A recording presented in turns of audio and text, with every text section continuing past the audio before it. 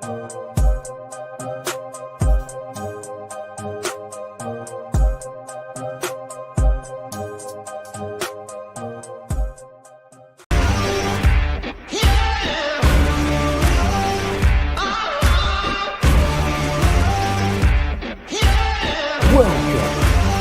to the main event.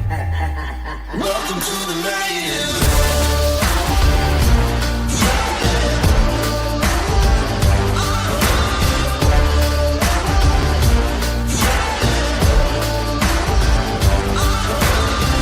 Gonna be a long job in life. Gonna ride that stage. What is good, everyone? I'm trying to see if I can throw this shit in here real quick, because I can't believe I forgot to pull up the fucking, what's that shit called? The promo poster for Fury Road. For some reason, it won't let me save the picture. So here's how we'll do this. Boom. Boom. I promise Well, you, professionals. We are definitely professionals, people. We are professionals. I don't care what your mother says. We are professionals. Yeah. Totally not sitting in a basement on my phone. He is. Here we go. Ladies and gentlemen, he, she's, gays, and days, we got a good one for you today. Why? Because we are interviewing the captain of the Boom-Aye Fight Club. We are interviewing the reigning MLW World Heavyweight Champion, the suplex assassin, Alex Kane, before his world title defense against Willie Mack at MLW Fury Road this Sunday. And you see it right there, people, on Fight Plus in the 2300 Arena. 6 p.m. Eastern. Make sure y'all are there. Now, before we bring Alex up, if you haven't seen us before, you're probably wondering, who the fuck are we? Well, down here, we have, I call him the mass merchant, the shrug merchant. Call him whatever you want, but make sure you get his title right, because he is the D.A.D. of MEP. Yes, that's right. He is our dad. He is the director of artistic design for the Main Event Players, the one and only Weaver. That's right. It's me, the D.A.D. What's going on, guys? Oh, yes. And then to my, I think for y'all it's on my right, my co-host, my partner in crime, the Sean to my Hunter, the Keenan to my Kel. It's probably backwards because I'm the bigger one. Yeah. He is the CEO and chairman of the Fuck Roman Reigns Society. He is the king of Skisku. He is TikTok's #1 heel, and he is the boxer before time. He is the star before time, Zay 3.0. Still won't give me that DAY, but it's fine. Before he does my intro, because I know his Spanish is not the best, I am the conniving, I am the cunning, I am the slick el vaquero asesino. Zay, fucking take it away. If you aren't aware, that roughly translates to the killer cowboy. He is the visionary. He is the revolutionary. He is Discount Montez Ford. He is the pansexual pariah, TJ fucking Gatsby. But our guest, I'm so fucking excited to bring him up, because I was rewatching his world title win and I got so fucking hyped watching that shit. He is the captain of the Boom-Aye Fight Club. But first, do y'all know who Boom-Aye is for? The people. Boom-Aye is for the people. So let's bring him up. He is your current, your reigning MLW World Heavyweight Champion, the suplex assassin, Alex Kane. Boom-Aye. Boom-Aye. Boom-Aye. What's good? What's up, man? How you doing? I like the intro. I approve. I approve of the intro. Before we started, he said this intro gotta be good, and Weaver was Gotta like, be "TJ lit." got it." Oh yeah, 100%. I would have said the same thing. TJ got it. A bad intro can change everything. It can just make everything just go off the rails. Oh, you'd be surprised. There are times I'd literally forgetting our guest's nickname beforehand. I'm just like, Forgetting. see, just like I forgot English. Forgetting. Oh man. That's better. We got some white in here. It is so great to have you on. We all follow each other on TikTok. That's where I first heard about you, found out about you, and I was like, damn, this Maybe motherfucker's a maybe badass. not in the most conventional way for me. You know, I found out about Alex Kane because he decided he wanted to call me a poser on the internet. But it's all cool. We're here. I'm a different person now. In those days, I was a very, very aggressive being on social media, but now I am not. And I know we aren't wrestlers. Weaver, he's trained on being a wrestler, but without getting too much into it, but the people who know will understand the joke. All of us were just in a big ass handicap match recently against one dumbass on the internet. So I think it's safe to say we all won that one. Got rid of it real quick. But to the matter at hand, I'm gonna kick this off like we do all the interviews. What got you into wrestling? There's a VHS tape called actually no, let me take it back before that or whatever. What really got me into wrestling was the pyrotechnics and the different stages that WWE used to do. They don't do them anymore. Makes me sad every day or whatever. But like that's the thing that initially like drew me to it. Like, yo, this is fucking awesome. This looks crazy. And then I got this VHS called Stone Cold's Demolition. And after like literally watching that like every day, I was hooked. So I think that's really what got me into professional wrestling. And then like what cemented me wanting to become a professional wrestler, I was watching Jeff Hardy versus The Undertaker for the Undisputed title on Raw. It was a ladder match. Taker beat the dog shit out of Jeff Hardy. But when I saw Jeff Hardy hit the stage, I was like, yo, this is fucking awesome. These people are going nuts. This dude looks cool as shit. Like, that's what I want for my life. So I think I was watching it with my dad. I was like, this is what I'm going to do with my life. Okay. I like that. Also, that match you're referencing, that is a fucking great match. People, if y'all have not watched it, like, they were straight up cooking, bro. So, after I usually like to follow up with this question also. What was that very first day of training like? Because I've gotten different accounts, and they all have that one similarity. What was my first day of training like? It was definitely tough. I think the two biggest problems I had was bumping, because coming from amateur wrestling, you're not trying to go to your back at any point in time. So throwing yourself on your back was extremely unnatural, and really it took a bit to get used to, especially tucking your chin and stuff like that. Because before that, I remember like after the first 2 weeks, my neck was sore trying to hold my head back, or like the back of my head was hurting because I kept slamming my back of my head on the mat. And then the other weird thing was running the ropes, because like you see it on TV all the time. It's like, that looks so easy, and then you actually do it. I'm like, why is this so hard? I'm glad you brought that up, because I literally think about that too. Oh yeah, because you're training right now too. Yeah. Weaver, what are you doing? I just have horrible internet. That's all. One of these days, I'll get better internet. He said one of these days I'm gonna upgrade.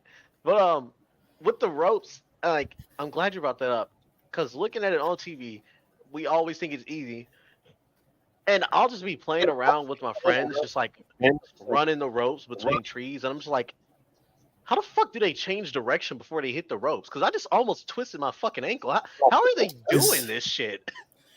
So the trick is like in like a 16, which is the normal ring that you're probably gonna end up wrestling in, and there's a size a little bit bigger than that. The TV one is 20 by 20.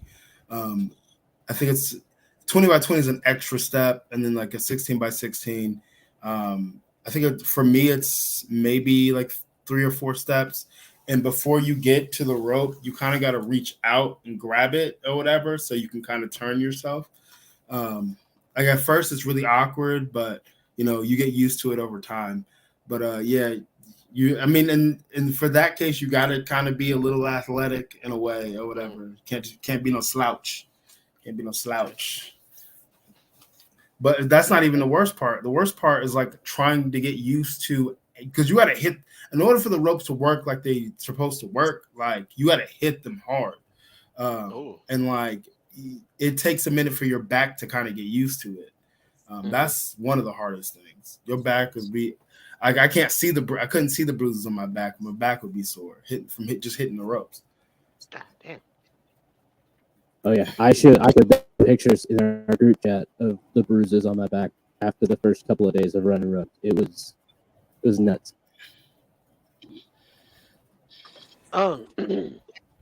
Shit. So when it comes to the whole in-ring training, we got the bumps, running off the ropes. Is there any aspect that, and I don't want to call it easy, but it's one of those where it's like, okay, I definitely picked this up quicker than the other aspects of training? I don't know about everybody else, but I know for me, chain wrestling was always easy. From being an amateur and also wrestling in college, that was always easy. The only hard part about that is remembering that it's a work or whatever, so I can't just be eating dudes alive and training and not working with them. That was probably the hardest thing, trying to turn off that competitor switch in my brain. Okay. So when you first started, what was the dieting, the workout plan? How did wrestling's version differ from what you would usually do before you got into pro wrestling? If that makes sense. I guess from what I did in professional wrestling, I don't know why I keep taking this belt off, but from what I did in pro wrestling versus what I did in like my amateur days, like my amateur days were a lot more extreme because you had to worry about cutting weight, being in a certain weight class and stuff like that. And like, yeah, I still watch what I eat now, but like it's not as extreme. At the time, I think I was like counting my calories and tracking my macros and all the other stuff. I don't do that shit anymore. I'm going to enjoy my damn food or whatever, and I'm just going to work hard. I don't eat trash, but still. But like you kind of got to find what works for you, like whatever your goals are, whatever you're trying to present, whatever you're trying to be within professional wrestling. Because I think a lot of people get caught up in like, oh, I got to be this bodybuilder. And I'm like, no, you don't. No, you don't. You can quite literally be whatever you want. You can look however you want to look. Just everything has to make sense. If you're gonna be, this big powerhouse guy or whatever, then you need to look like, you can fuck some shit up. And like attire's got to match. Ring work, movement. How you speak. All these things have to match up. If you want to be a high flyer, again, you need to be, I would imagine you would want to be some form of lean or whatever, so you can like fly through the air and shit like that. It just all depends on what you're trying to present. Fucking Kevin Sullivan 2 years ago, didn't even know he was Kevin Sullivan at the time. I was at PCW Ultra, and I was heavier then. But I was stretching and he had walked by. He's like, "You look like a wrestler." And I was like, "Thank you. You're welcome," or whatever. Found out a few weeks later that was Kevin Sullivan. I was like, holy shit. Kevin Sullivan said I look like a fucking wrestler. Let's go. Okay, you little flex here, yeah. Like, oh, you don't believe me? Well, fucking Kevin Sullivan does, bitch. Yeah, Kevin Sullivan does. Zay, do you have any questions? What are you eating? Yes. Yeah, what Sorry, are you eating? I'm chewing M&Ms. Oh, nice. The peanut ones or the regular ones? Peanut, of course. My man. No, he went away. His phone didn't like that. They said, "Fuck the peanut M&Ms." Bro, sorry, somebody called. Somebody The only man called was with- him. Oh, okay. I like that. I can use that to segue into one of our off-topic segments. I know we were joking about it beforehand, R&B, whatever. Who are your top 5 musical artists? Dog, I don't have a top 5 music. I don't have. I guess I don't. Let's see. Key Glock, Young Dolph, rest in peace. Lil Tecca, not all the time, but he released a song called 500 Pounds, and I have to listen to it like 3 or 4 times when it comes on. Who else? Do I have a top 5? These people are not leaving. Some of Sexy Red stuff I like. Everybody likes ratchet bitches, ratchet women. We all love them. What did I just walk into? I asked him his top what's 5 number musical 5? artists. And We'll go with Lil Wayne just to round it out. Okay. I just think that's funny. I just imagine Alex just in the gym just fucking working it, and his ears just, I'm out of town. Take it with my round. That's exactly how it be. That is exactly how it be. And I'll be dancing with the weights, getting to these gains, being ratchet. I can't imagine hitting a squat to someone yelling about their pink coochie in my ear, bro. I can't imagine it. Pink, no, you got to squat. You squat down to the bottom, and then you twerk a little bit, and then you come up. Yeah, you don't feel right coming back up. You definitely don't have as much power, but you have fun at the bottom. You were trying to get your question out before Bill Collector was trying to hit you up like a motherfucker. It was my nephew, but so I want to talk about the beginning of your wrestling career. What would you say going through those first couple of matches? What was the most difficult part to remember from your training? Like professional wrestling it's a memory game. Especially for people like me who try to put everything together before. So like trying to remember like spots and sequences and stuff like that, and when to be where, and you know how to like kind of like present yourself. That was definitely the hardest thing. Like my debut match like at my training school was against AR Fox, and that man literally threw everything and the kitchen sink at me or whatever, and like I mean, sure, he made sure, you know, everything, you know, went the way it needed to go. But like, I was a nervous wreck before going out there. And like a lot of the times I had to rely on instinct or whatever. And that's not always good for, you know, your opponent, because I don't know what the fuck's going on or whatever. Like I think it was my second match. I had forgot like one of the opening spots, and I just hit the dude with a spear, and I was like, fuck it, whatever, we're here. We are here. I forgot something. I'm gonna just hit you with a spear and call it a day. So yeah, it's definitely remembering shit. Okay. So your finisher, you got the Market Kane, and then my other favorite one when I was watching that match, fucking Kane Maker. That shit was cold as fuck. Has those always been your finishers, or where did it evolve from? No, so my first finisher was a spear, because everybody does a spear, and I have a really nice spear, so I would use the spear. And then also I use the Alpha Bomb, which is like you have them in like the world's strongest slam. You throw the head up, the leg comes over, and you power bomb them. But I can't do that to everybody, so I kind of had to let that go. And then I was trying to like find like a cooler like suplex to use, and I believe I was playing the video game, or maybe I was like looking online for like different suplex variations, and I saw Drew Gulak doing the Southern Light suplex, and I was like, I have never seen this before. So I'm going to take this and we're going to run with this or whatever. And I mean, it's worked for me so far. And then the Kane maker, which is a ripcord angle slam. I was originally just doing the angle slam itself, but then somebody at a show that I was working during the pandemic era, they were like, why don't you just add a ripcord to it? It'll make it different. And I was like, okay, I'll add a ripcord to it. We'll see or whatever. And you know, it's worked so far. So yeah, and then the choke that I used on Hammerstone and Davey Boy Smith Jr. I call that fade to black. Fade to the number 2 black. And it's that at first I didn't like it that much because like I'm a suplex assassin. I should be finishing people with suplexes. But the mission is submission. So it's actually started to grow. It's actually started to grow on me because it's easier to establish and build throughout a match.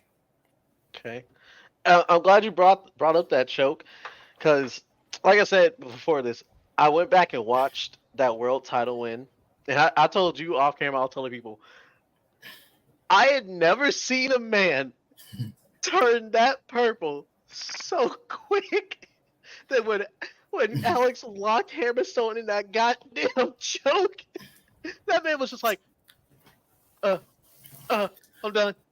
You know, honestly, when I think about it now, before we actually dropped to the ground, like he was in such a weird position. It wasn't a position he was supposed to be in, but it was a weird position. Maybe he was being lazy. I don't know, or whatever. But he kind of hung himself a little bit. And I remember him trying to like tap me or whatever, like go down. I'm like, oh, you definitely can't breathe right now. Good. So when I dropped back or whatever, and like I think I said this off camera, but I'll say it now. I was genuinely pissed off at him before this match or whatever. So I'll probably like squeezed it just a little bit harder, like bitch, like yeah, this shit ain't fucking sweet, ho, or whatever. It's probably one of those deals. But yeah. Yeah, I mean, he already struggles breathing anyway, and he also lost like a whole bunch of weight before the match or whatever. Yeah, well, because he has this strange obsession with being huge, with most gym rats who are on the gas have, and like him being that heavy, or really anybody being that heavy, you really can't you can't get the wind in your body like you need to. Or whatever. So him being lighter was a better option for him, but it probably took a toll on him. But yeah, I was like, bitch, yeah, die, ho. If we ever do this again, it's gonna be the same result. Same result.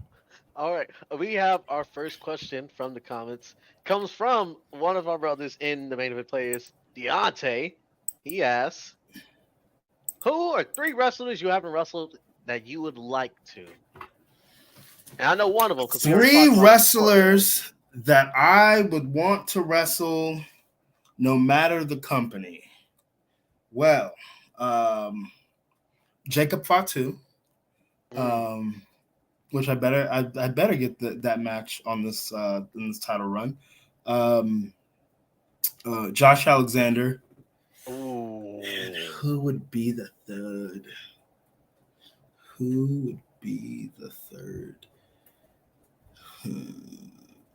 Chad Gable. Ooh! I know you Gable said is you one want to hell of a wrestle him, shout. but I just imagined a stable with y'all 3. And I know you said Shelton Benjamin is like your all-time dream opponent. Like y'all 4 together? Ugh! Would be sick. Oh my god! Those are some nasty suplexes. But Imagine that's their tag finisher, just 4 German suplexes all at the same fucking time. please, it's a trio, a quadruple German suplex. Yeah, that'd be nuts. I'm telling you, if that finisher was ever to become a reality, never working with those people in my life. But I want to bring this to the start of your MLW career. Mm-hmm. What was it like when you first came into MLW, and what was it like getting signed for the first time? So are you asking as far as like coming into MLW, like how it happened, or Yes. oh yeah. So I had what was it like? I think it was 2 or 3 years into my 2 or 3 years into my career, I think, something like that. And like I didn't get a lot of booking emails at the time or whatever, but I would like religiously check it or whatever. And then there was a point in time I was like, man, fuck it, whatever. If they want me, they'll find me. If not, I'll just keep showing up to shows. But I checked it one day and I saw like MLW and I was like, is this a joke? Is somebody playing a trick on me right now? What the hell is going on here? So I opened the email. I was like, hey, have you ever had any interest in working with MLW? And I'm like, yeah. But like, I was still a little skeptical. I didn't know if this was like a prank or something. So like, I told him yes. We talked about all the stuff. He sent me the contract. I had a week to decide, which was crazy. And then I signed the contract or whatever. And then I kind of had to keep it on the hush until they did the open draft. Once the open draft happened, they announced me or whatever. You know, I got the who is this guy, this, that, and third or whatever. Because like I was on this meteoric rise in independence or whatever, but I still wasn't like big in any form or fashion. But I guess court could see the potential at the time or whatever, and he was like, we have to jump on this. And then like as far as like my debut goes, I was nervous as hell. Always nervous. Always nervous. But I guess I had King Mo there, and then like everybody in the locker room was really, really cool. And they also like believed in me as much as, you know, Court and them did. So like that kind of eased my nerves. But that first night was crazy. Like I got a pop when I first came out, and I'm supposed to be a heel, but nobody knew that yet. And then like, man, just like the atmosphere, like if you like, they always say if you can get over in Philly, you can get over anywhere. And like Philly will let you know if you suck or if you have potential or if you're good or whatever. And they let me know that, you know, I have potential and that I'm good. So yeah, that was definitely an awesome experience for me. Okay. Now, one thing I noticed in that title win, the fans, it was unanimous. Like everybody was in support of Alex Kane, in support of the Boom IA Fight Club. So speaking of the Boom IA Fight Club, how did it all come to be? So Court Bauer, huge history buff, huge sports history buff. So when I had ended up dumping American Top Team, we needed I needed a fight team. I needed a faction stable, whatever you want to call it. And he initially wanted something that's easily chantable. Bumae has been used in wrestling before with Shinsuke Nakamura, but it's never been used in the States in professional wrestling. So like after like spitballing a bunch of names and stuff like that, like I wanted to do like the Suplex Syndicate or whatever. Like I was trying to find some like extra gimmicky shit or whatever. And it's like, yeah, I don't want it to be too gimmicky. So he had ended up giving me homework and watching the Muhammad Ali documentary.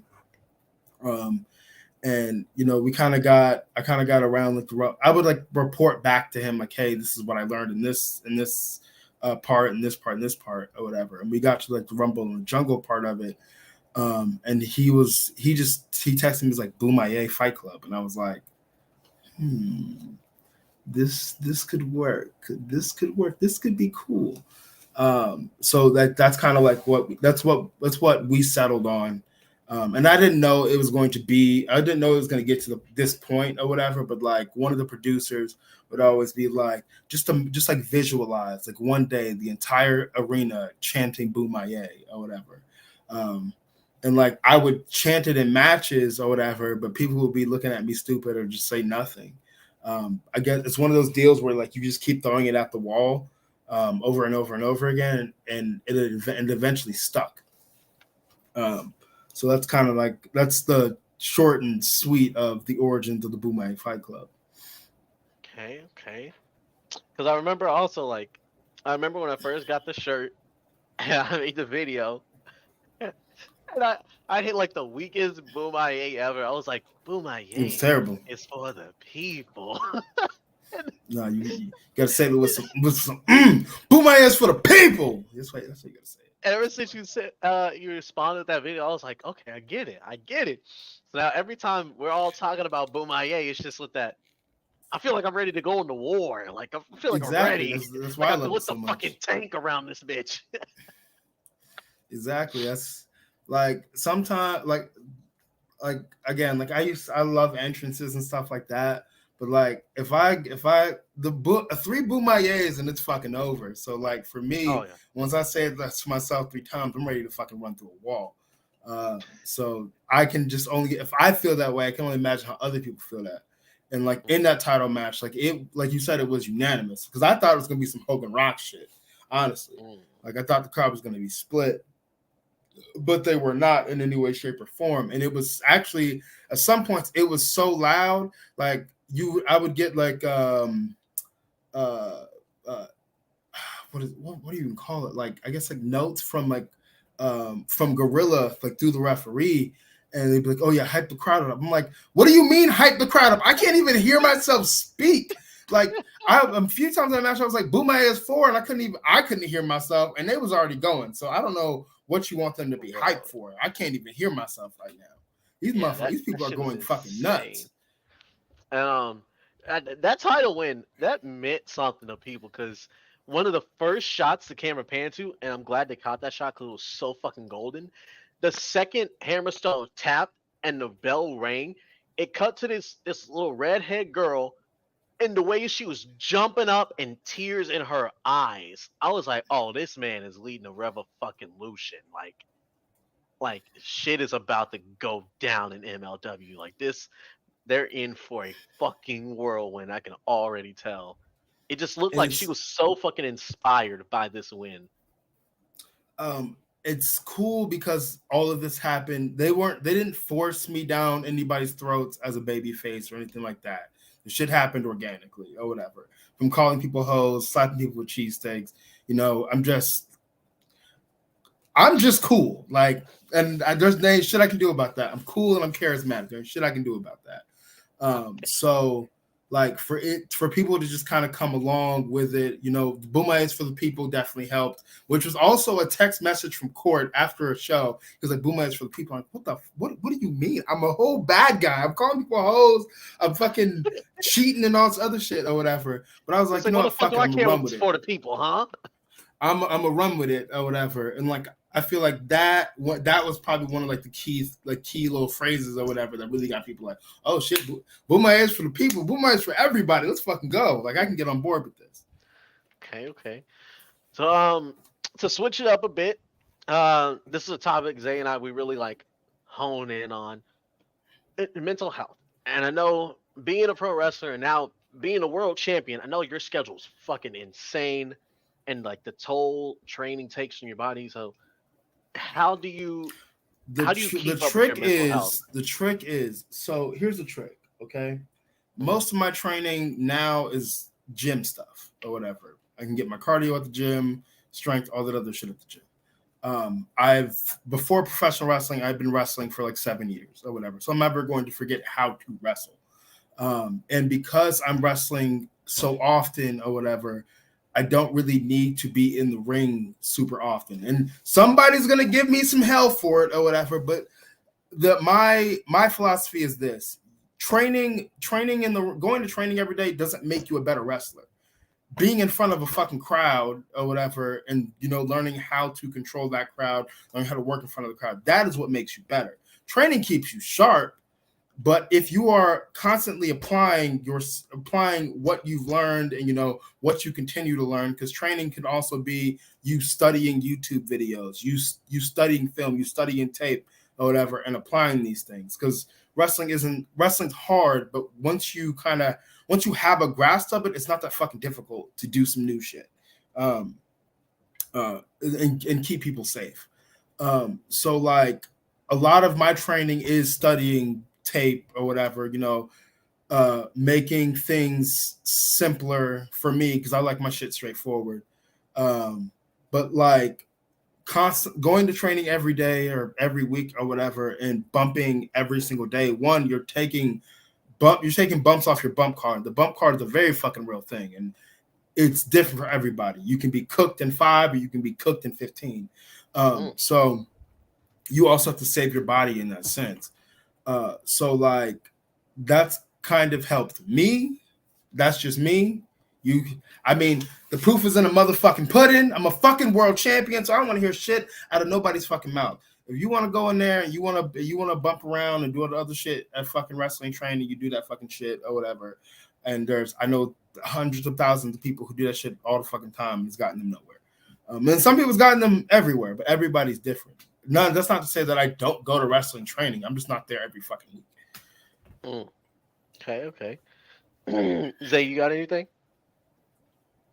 Yeah. Speaking back on the mental health aspect, I feel like this industry is lacking in a lot of areas, one of which is representation for different cultures. Growing up, me and my friends had a lot of jokes about how wrestling is a very white sport. It is. And yeah, I mean, it is. Let's be real. I don't see many black people hopping up out their seats to throw themselves at the ground all day. But I mean, there are like Righteous Reg made like a list of 500 black wrestlers in the world or whatever. So they're out here, but like not all of us get like the same recognition or whatever that somebody white does in this industry, and that's just facts. It's not trying to be divisive or anything like that or whatever. Like a black wrestler can't just be a wrestler or whatever. Like Jonathan Gresham, and he said it before. Like, why can't I just be a wrestler? All these other he didn't say this, but like all these other white dudes are just wrestlers. They don't have like a particular character or anything like that. They're just fucking wrestlers. And people love and swoon over these guys or whatever, but like as a black wrestler, you got to have the character down, you got to have maybe a catchphrase, you got to have the look down, you got to be the total package and then some or whatever to get the same recognition, which I think is lame as hell. Like a little blonde white chick can come into fucking wrestling, maybe she can wrestle, maybe she fucking can't or whatever, but like she'll get way more fanfare than if a little fucking black girl comes into fucking wrestling. She's just as attractive or more attractive or whatever, but she doesn't get the same fucking like fanfare and shit. Like there's swole ass fucking black dudes in fucking wrestling or whatever that look just like some of these white dudes. But again, they don't get the same recognition, they don't get the same like play, they don't get the same representation like as their fucking counterparts, and that shit's fucking weird to me. That sums up what my question was going to be perfectly. Yeah. And then, speaking on that too, and I feel like a whole nother layer is added to if you're a queer wrestler as well. Because for so long, the industry, like, I say for so long, like, it's not still dominated by like heterosexual wrestlers. And we see there's still some locker rooms where the motherfuckers are like bigoted as hell. And it's like, no, I'm not sharing locker rooms with this person. Or in the case of what happened at what the fuck is it called? WrestleCon, you got these legends who are still stuck in their ways that are being homophobic as fuck and bigoted and transphobic to these wrestlers. And it's like, people wonder why we continue to fight. I will say this now. Since I am the MLW World Champion and I am the locker room leader, I mean there are other ones, but I am the guy. We will not be having any transphobia, any of that bigoted bullshit in my fucking locker room. It's not gonna happen. Everybody's fucking welcome. Everybody's fucking welcome. That shit is so fucking annoying. It doesn't affect whether you're flamboyant, you're really out there with it. It's a part of your personality. It's a part of your character. Like that has no no effect on whether this person is a good wrestler or not. Like if it makes you uncomfortable, read a damn book. There's all this information out here for you to read. Oh, I don't understand. Well, go read a fucking book then, bud. It's out here to understand. Go talk to somebody. Go talk to a trans person. Go talk to a gay person. Go like talk to somebody. Like if you don't understand, like go get that understanding. But don't be out here being a bigot and ignorant or whatever when you don't have to be. It's hard to imagine for wrestling fans or wrestlers to really have that type of mindset, for the simple fact that, you know, if you're in our shoes as fans, we tune in weekly to watch sweaty men throw each other around, smacking, like it's a weekly occurrence and we love it. Look how my eyes are glowing now. And for wrestlers, you're literally in there. You're the sweaty men smacking each other. Yeah. Like body on body, all types of fluid exchange. We like, even make the phrase, sense. "Oh, big meaty men slapping meat." It's like, how are you gonna? Yeah, big meaty man slapping meat. Oh man. Man, when I was wrestling in high school and college, like we would always make the joke that wrestling is gay, and like not to be like bigoted or anything, but like we're out here in these compromising positions or whatever, touching on each other or whatever. Like it looks gay. We used to hold like a little bracket thing for every time you put your nuts in an opponent's face. Like there was nothing straight about high school wrestling. Yeah, we'd always bet somebody before their match that they can teabag somebody, and we'd buy them like a Snickers and a Powerade or something. So like, and like that's completely fine, bro. Like I think the problem with a lot of people is they're not comfortable in their sexuality. They may be a little curious, but they're afraid to, you know, explore. And like I feel like that's where a lot of it comes from, and then a lot of it comes from like upbringing and stuff like that. But like, I don't think the women in wrestling are having the same issue as men in this business or whatever. Women really embrace that shit or whatever. Like men just be like, oh my god, no, like shut up. Hell, there was literally a tag team on WWE called the Lesbians. I remember I was like, the Lesbians. Yeah, that was literally it was during the Bischoff. Oh, okay, yeah, that's like fucking what is that, like Ruthless Aggression? Yeah. Yeah, okay, yeah. I was like, the Lesbians? What? It's like, what kind of fucking team name is that? The Lesbians. They were jobbers, that's why. That's wrestling has played around with sexuality so much that it's a talking point within, like when you're talking about wrestling, you know, you go through wrestling, you got like the incident with Trish and Mickey, you know, Billy and Chuck. Yep. Yeah, man, I just watched prominent. Yeah, fucking Gold Dust. Like I just watched a little, I don't know if it was on YouTube or it was on TikTok or whatever, but about Billy and Chuck. Like, and as a kid, I'm like, yo, this is kind of weird or whatever, but that's because I was brought up like super Christian. Yeah. But like when I go back and watch it now, like this is fucking awesome. That like this is like groundbreaking. Like this is before its time. And even though they weren't like they very much pushed that envelope on them being two gay men or whatever, even though they weren't two gay men or whatever, they were just like they were two men like in a bromance, extremely comfortable with each other or whatever, and like that's what made it awesome when you actually go back and look at it now. But I mean, at the time as a kid, I'm like, what the fuck is going on? Yeah. But I wasn't worried. Like as a kid, I wasn't worried about what the fuck they were doing in their day-to-day life or whatever. I'm like, I'm over here, I'm invested in like what the little story between them two and how it interacts with everything else going on in the show. But then they had more antics and stuff, which I generally miss. Like everybody's so focused on like the pro wrestling aspect of it and professional. I think Effie said this, Effie the gay icon, but Effie said in one of his podcast episodes, like professional wrestling is not the story. It's not the story. We all be too focused on the professional wrestling aspect, being the best wrestler or whatever. Professional wrestling is the engine in which we use to tell the story.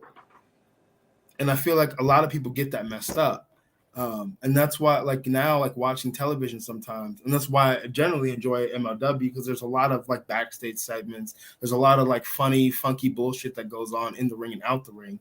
And like I feel like like even like the national television products are missing that aspect or whatever. Like, okay, cool, these guys can wrestle, great. Now, like, show me some shit backstage and people fucking around, not literally fucking around, but you know what I mean. But like, you know, that's the shit I want to see. That's the entertainment aspect of it. I don't give a fuck at that level. I don't give a fuck how great of a wrestler you are. I don't care. I know you hate Roman Reigns, but like Roman, like the way that Roman works in the ring, that's why I enjoy his work so much, because it's not about him being the best wrestler out here, the best technical wrestler. Like, he's telling you a fucking story, literally telling you the story, but he's telling you a story or whatever. And like all the, like, I don't know, that shit resonates to me. That shit is it speaks to me. And I feel like more wrestling needs more antics and more funny bullshit. But take yourself so seriously. I'm what the boys like to call an in-ring merchant. Yeah. I'm someone who very much prioritizes the in-ring work of professional wrestling from bell to bell. And this runs into my question.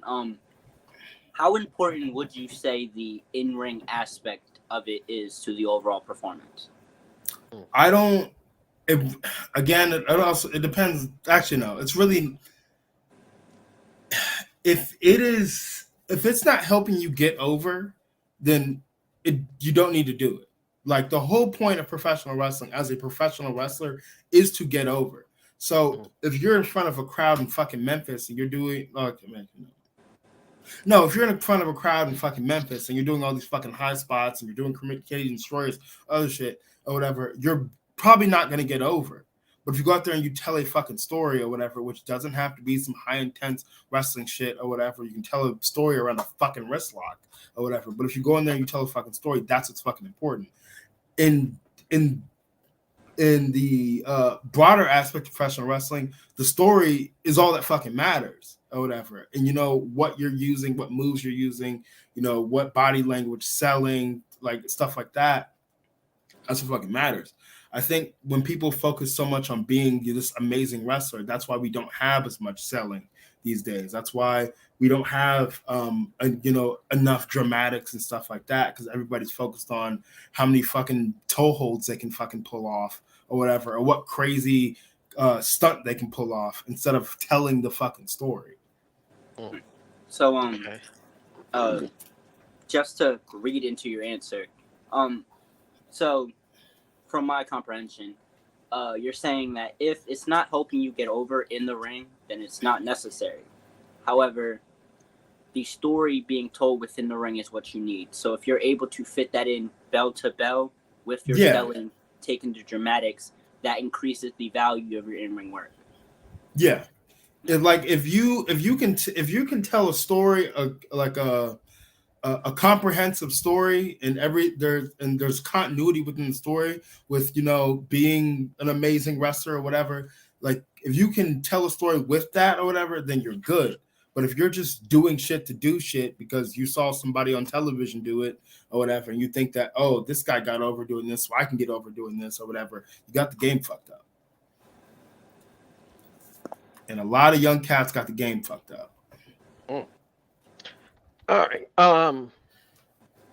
Real quick, let me get this one from Deontay. He says, do you think wrestling fans take wrestling too serious at times? Yes, I do think wrestling fans take wrestling too serious. I think even wrestlers take wrestling too serious. Like, there's like, take it seriously or whatever, like, if this is what you want to do with your life or whatever, you know what I'm saying? But like, this shit is supposed to be fun. It's supposed to be fun. Y'all shouldn't be online fucking going at each other's throats and fucking like disrespecting each other and stuff like that because, oh, this person thinks that this wrestler sucks or whatever. Like, if you're saying that you think this person sucks or whatever from the standpoint of like no, like, you're not saying like, oh, this person's a terrible wrestler or whatever, but like within the story, this person sucks. The Rock would always say that Triple H absolutely sucks. Does Triple H suck? No, not by any stretch of the imagination. But like, he ain't Shawn Michaels, but he doesn't suck. Hey, to each their own. But like, to each their own.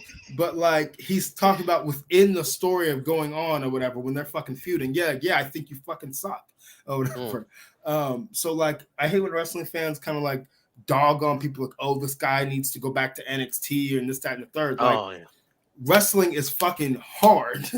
It is hard at any level. Indie wrestling, like national TV, it's all fucking very fucking difficult or whatever.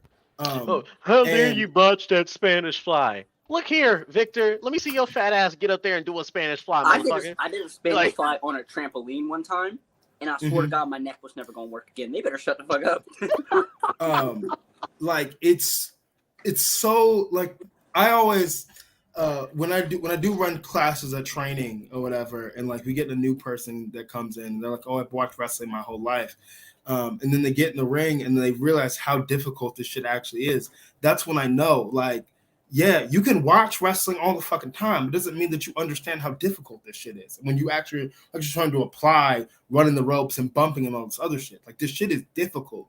So like you got to give people who, especially when they're you know, they see potential in this person, so they sign them or whatever to a contract, and they get out on TV or whatever. They've gotten through training or whatever. But again, training doesn't make you a great fucking wrestler. It's being in front of a fucking crowd, you know, feeling the peaks and the valleys of a crowd, you know, where to be, what to say, and all those other things. Like that shit's fucking difficult, and that shit takes fucking time. It may take you 2 years, it may take you 7 or whatever, but it's difficult. You kind of got to give people grace.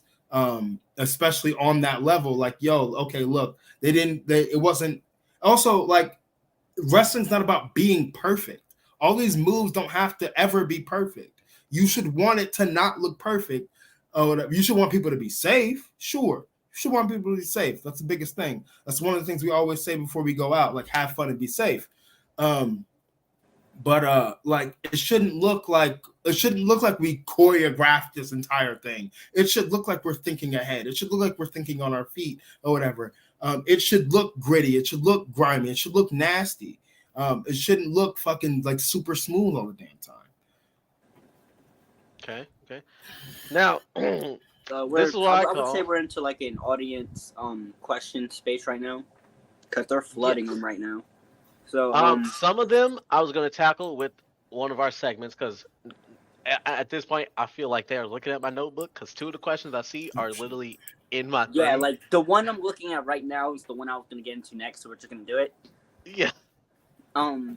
So on this show we like asking wrestlers what is the worst move to take, what is a move that you would love to take, and what's a move you're never going to take again. If I can avoid them, I would love to never have to take a power bomb again. I hate them so much. Because like it really depends on who does it or whatever. Some people know what they're doing. Some people think they know what they're doing, and some people don't know what the fuck is going on. And when when you have them up here, there ain't nothing they can do or whatever. Their life is in your hands. So if you stuff them or whatever, they can tuck their chin as much as they want. This shit bouncing off the fucking mat, and that shit is not that. The amount of times that I've been rocked, not had a concussion, is insane. So powerbomb is definitely one move I don't enjoy taking. I will talk my way out of it if I can, and I try not to give him either. What was the last 2? The second one was the one that hurts. Yeah. One that sucks is definitely like a top rope superplex. It's Hammerstone did it to me or whatever. And like for half a second, I'm like, fuck, I gotta get up and get him an X-Plex. Am I gonna be able to do this or whatever? But I did, so it is what it is. But and then a move that I would like to take is the X-Plex, but no one can ever do it well. Trent7 actually gave me a great compliment. He said that I gave him the best X-Plex he's ever taken because I'm bigger than Pete Dunne and probably stronger. So he can land people safer. those are some great choices. I can't say I disagree. I've commented on your videos before. Mine's a German suplex. I need a fat paycheck if you want me to take more than 2 of those in a match. I'm sorry. The paycheck better be lovely. So like German suplexes, like again, I think a lot of wrestlers have the game fucked up when it comes to suplexes. They think it's about strength, and it's not about strength. It's about leverage, leverage and control, and angles. If you are trying to like just straight up muscle a German suplex, they're probably going to land on their fucking neck, and that's not fun. Especially if you try to release them too high. You're not Brock Lesnar. Like, cut it out. You're not Kurt Angle either, so cut it out.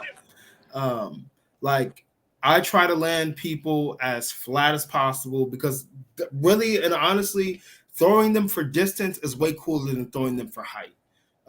It's safer. It's safer too. So yeah, definitely throwing people for distance is way cooler. Where are you going, TJ? I had to switch over to my phone real quick because I had to make a transition to my car. Professionals. Okay. But Professionals. moving on, yes, I would have to agree. Just don't ever suplex me. You a big motherfucker. I'm gonna need at least 200K for that one. But boy, I wish I got 200K to fucking take a German suplex. Shit. But moving on to the next question. Do you have a favorite wrestler currently and or all time? Currently, and don't say yourself. It's not myself. You're gonna hate this one, but my current favorite wrestler right now is Roman Reigns. Just based off of pure ring work and character. It's very inspiring. All time, Randy Orton, because he was the first wrestler that I wanted. Like, I wanted to be Shelton Benjamin.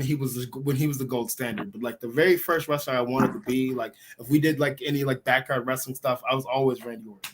I'd be in that bitch like Intercontinental title and all. So yeah, Randy Orton's probably my favorite all time. Watching him work is it's like the way that he paces his matches or paces his offense it's so good, but it's so slow. It makes me laugh sometimes. But it is just to settle a debate between me and some of the other Wrestle Talk guys. Would you say Randy Orton is a top 5 wrestler of all time? I think he's a top 5 wrestler of all time. Thank you. Okay. They roasted me for almost 2 hours on that one. Give us your top 5 all time. Oh, okay. So you gotta get The Rock and Stone Cold Steve Austin out the way. That's definitely 1 and 2. Randy Orton is definitely in there.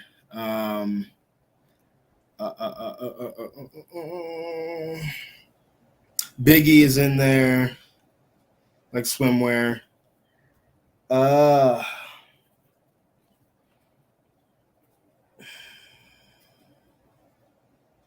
Who is going to be my 5th? Or not my 5th, but who's going to be number 5? Or not number 5, but who's going to be the 5th one in this list? China. And not be like, okay, yeah, she wasn't the greatest ring tech. She wasn't the greatest ring technician, but nobody fucking cares. It's the impact that she made on the fucking industry. In a little bit of time she was in that hoe. And she was hot. I think hey, Tyler, you said it. Wrestling is for who? The niggas. Yeah, I can't say that. Niggas. Y'all can say that. You know what's funny? Biggie's a great shout. I never hear Biggie. You know what's funny is when it comes to that word, we're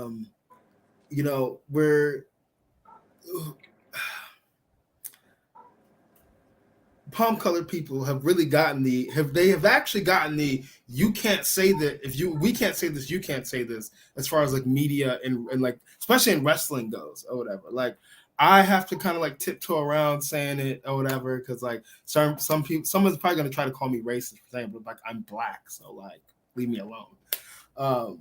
But they really have kind of gotten that if we can't say it, you can't say it. I was thinking about that the other day. It's actually hilarious. Why do I have to tiptoe around this word? It's for me. Because especially, I will say though, it does make for some pretty funny moments. Mm-hmm. Especially Booker T. Like, yeah, Booker T. Well, we all know like the wrestlers are tiptoeing around it, and you can hear them like slip. There's a very popular clip where people are claiming Roman was 0.5 seconds away from calling Seth that. Oh shit! You must be living on the rock or something, nigga. So like, I know as black people always talk about like passes and stuff like that. Like, if there's any group of people that is most like niggas on this planet, it's Samoans. It's Samoans and Islanders. It's like, Samoans and Islanders. Who's checking them? Who walking up to Total Sokoa? I tell people all the time. You can't say that. Samoans are just because like island it's niggas. Exactly. Honestly, I think I honestly do think that because like I mean they had to come from some. A lot of them are very dark skin. They had to come from somewhere. But yeah, no, I'm just saying Hawaii. If there's one person I'm checking, it's not a Samoan about that word. I'm not checking them about that word at all. Hawaii might just need to be like a broken part of Africa at this point because ain't nobody. It probably is, honestly. Yeah, it probably ain't nobody mess with them. Okay, so I got one. It's kind of stemming off the move thing, and it's gonna sound really weird. I like those glasses. Where'd you get them? Thank you. Amazon. They had these motherfuckers a 10-pack of different shades and colors for like $20. Send me the link. Oh, I got you. All right, now your question. What is your favorite finisher that you've taken from someone? I don't have one. I think that's the first time someone told us that. We've gotten, I guess I'd say the choke slam was a good finisher I've taken. Choke slams suck. If you watch the world title match, Cameron Stone pulled my fucking singlet into my butt crack. That shit was not fun. But yeah, I can't imagine any finisher feeling great. Actually, no. That's bullshit. That's bullshit. Or not bullshit. Or whatever. I forgot that this match has already left my mind. So I was in a fatal 4-way with Lance Hoyt, Trent Seven, and Big Damo or whatever, and I took Lance Hoyt's fucking like I don't know what the fuck he calls it or whatever, but it's a fucking reverse Razor's Edge deal. Blackout. Yeah, I took that on to Big Damo. That was a fun experience. Oh, shit. I thought it was like when he said it, I'm like, damn, bro, he's so tall. But like, until he actually get up there, I'm like, yeah, he's tall, but like, he's not like spiking you or whatever. He's just kind of guiding you, so it doesn't suck as bad. Especially I landed on a person. This man got up there and said, "Wee!" all the way. So besides Shelton, who is a dream opponent you would love to hit with your finisher?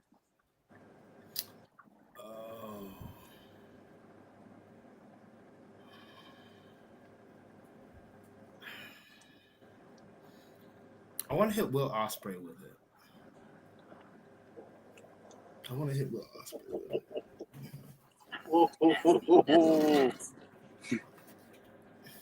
You want to fly?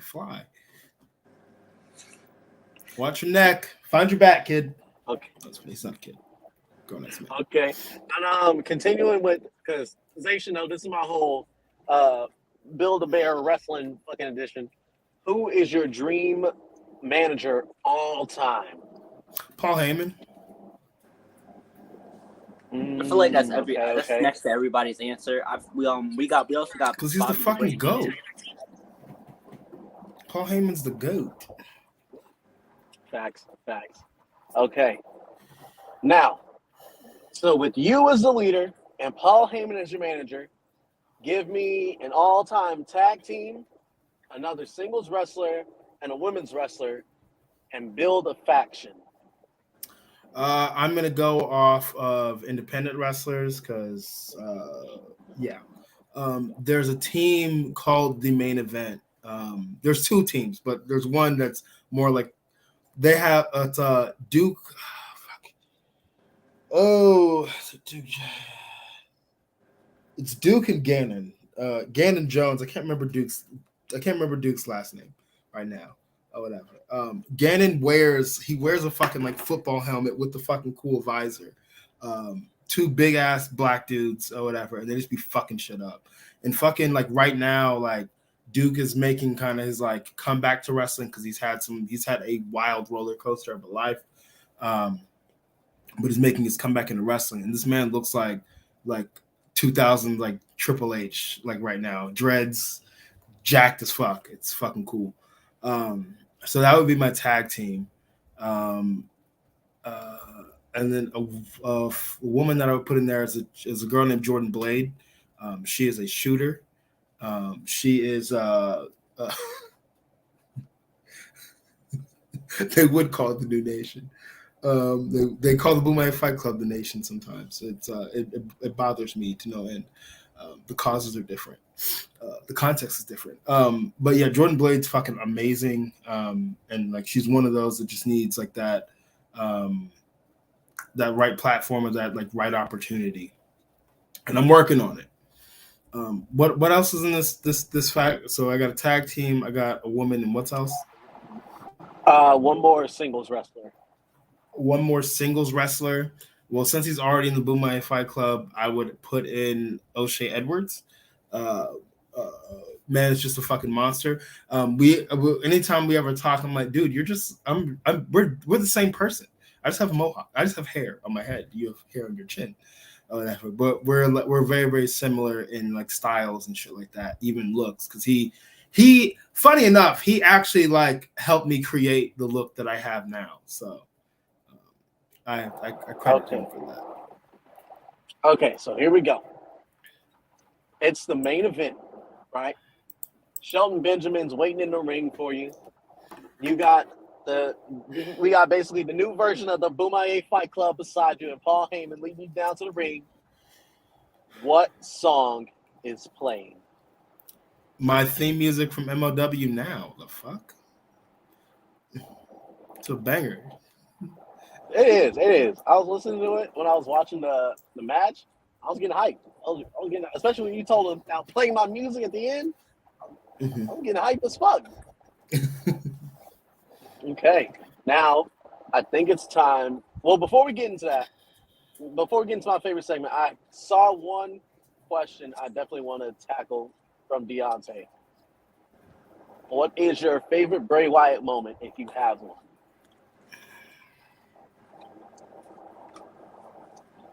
I don't have one. Okay. I'm sorry. No, that makes sense. 13 years, you can't really just pull out one moment out the back of the head. Yeah, I don't have one. All right, now it's time for my favorite segment. Now, Zay, I didn't tell Alex about this because I wanted to see what was happening. But Zay came up with this segment. What do you call it? Do you have a name for it? Yes, we call it chat and shit.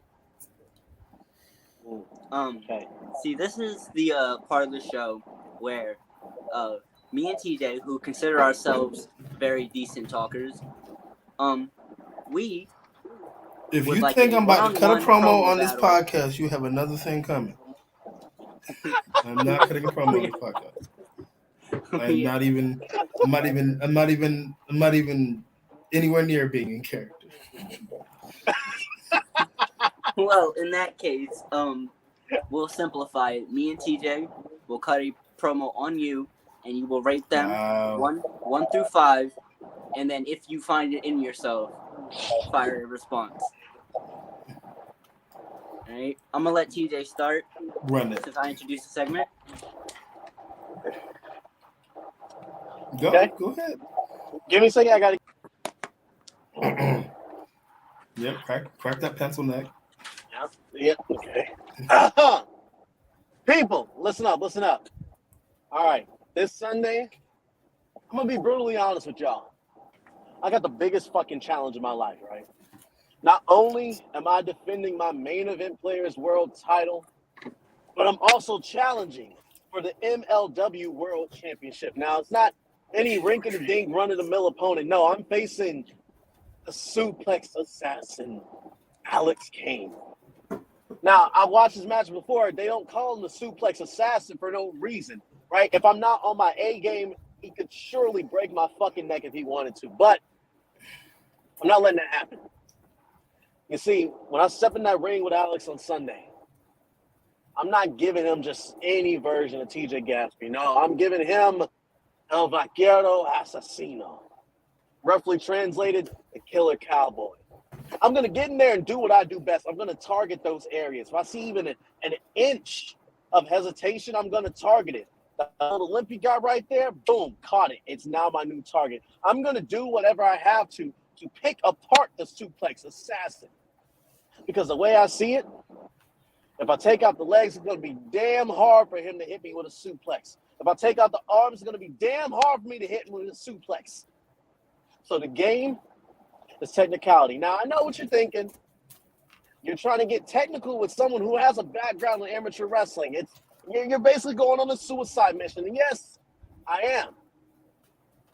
But you got to go big or go home. And I don't plan on going home without a second belt around my shoulders. I don't plan on going home empty-handed. Because for years and years, people have questioned if I should truly be here. And Sunday night is when I prove why I should be here. Sunday night is when I prove why I am the future of pro wrestling. So Alex Kane, when I step in that ring with you on Sunday, please don't think of me as another rung on the ladder of success that you're climbing. No. Think of me as the man who is going to end that title reign of yours and show everyone why the suplex assassin got put down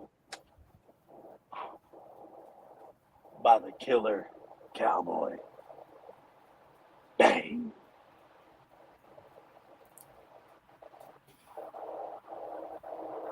All right, okay.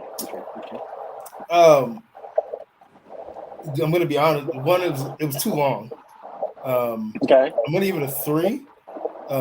It was a little redundant because you kept like repeating the same thing of why I'm gonna do this, whatever.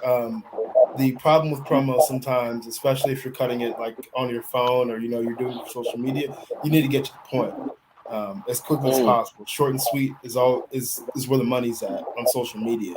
Now, if you were in a ring, in front of a crowd and you're cutting a promo, then you have a little more leeway with time and, really telling that story. But if you're filming something on social media, you need to just get to the fucking point and like make them believe like you're really a threat. So I'll give it a 3. Okay. Zay, your turn.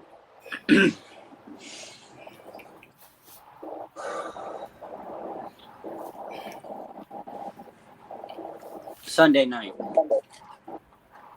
This night is a night many will remember, but that's an old adage. It's said way too many times in this industry. A night to remember, a night you shall never forget. This is different because this is the match of a career. This is the 130-pound piece of gold going up against the shit brick house, a man who many people have tried to stop, but nobody has managed to get through. The man who ended the legendary title reign of Alex Hammerstone. I am, of course, talking about the suplex assassin, Alex Kane. Now, I respect you a lot. But the one thing that I don't respect about you is the attitude, the energy that you bring to this great sport that we call professional wrestling. Because when it comes down to it, bell to bell, I'm untouchable. But yet, most of your greatest work seems to be done backstage on a couch with your friends. Most of your greatest work seems to be done away from the spotlight. So, when we get in that ring Sunday, not only will I take your precious MLW World Heavyweight Championship, but I'll walk away as your MLW World Champion and still the MEP IC Champion. Because I'm untouchable, I'm unbeatable, and kid, I'm undeniable. Talk to you soon. Okay, so Okay. I didn't watch the time. I didn't watch the time on that. I'm gonna give it a 3.5. It wasn't bad by any means. So like one thing that another thing that people kind of get hung up on is like, oh, I got to put over my opponent or whatever. If they're a new opponent or whatever, then yeah, you can put them over a little bit or whatever. But like if they're already established and they're already over, you don't have to put them over any more than that or whatever. It doesn't it doesn't make the promo any more exciting. And then also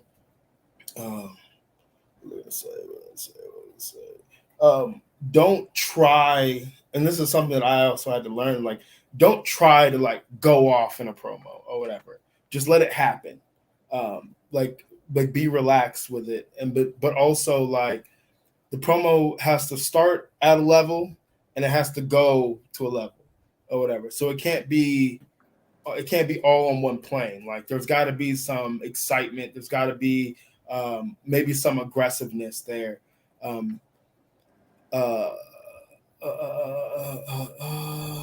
What else do I have for that?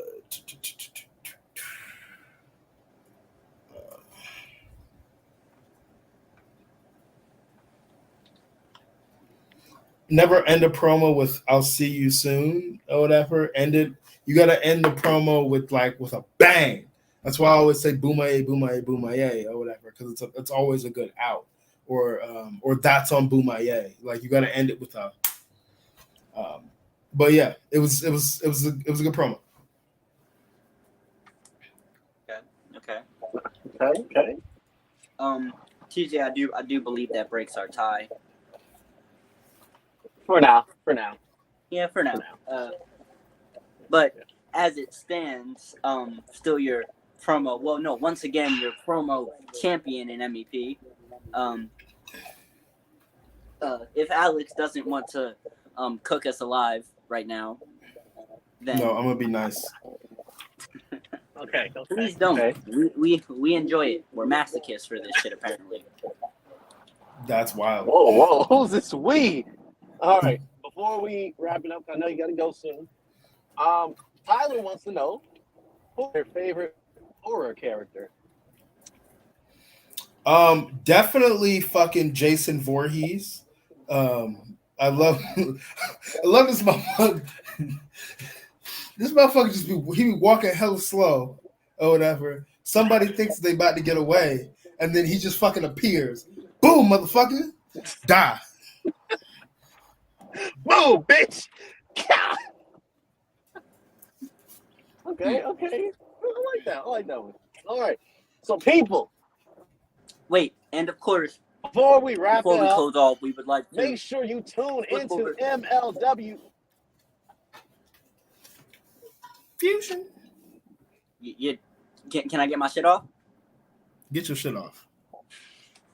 Humility is for hoes. Of course. We would like to flip the book over, if you will, to Alex. If he has any questions for the people, any advice for the fans, us two hosts, or anything, the floor is yours. Come on, come with your questions. I was talking about you. Like, if you have anything you wanted to say to the people, us, anything. Well, I'm gonna go ahead and plug MLW Fusion because it's gonna start here in a little bit.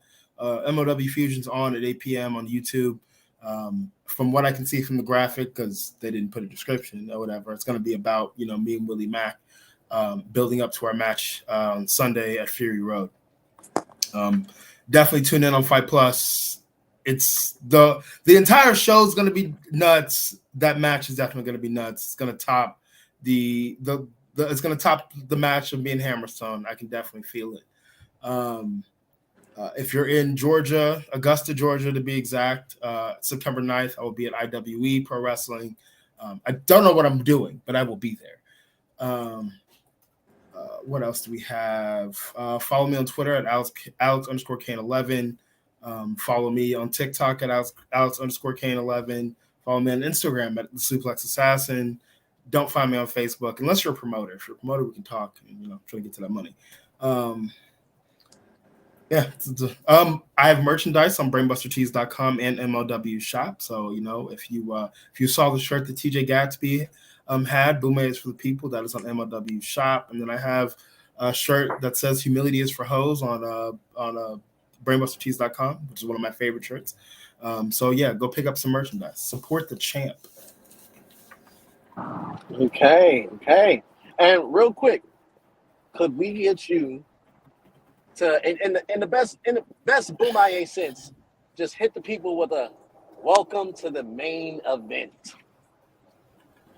Welcome to the main event. The MLW champ is here, and that is on Boomerang, Boomerang, Boomerang. Yes, sir.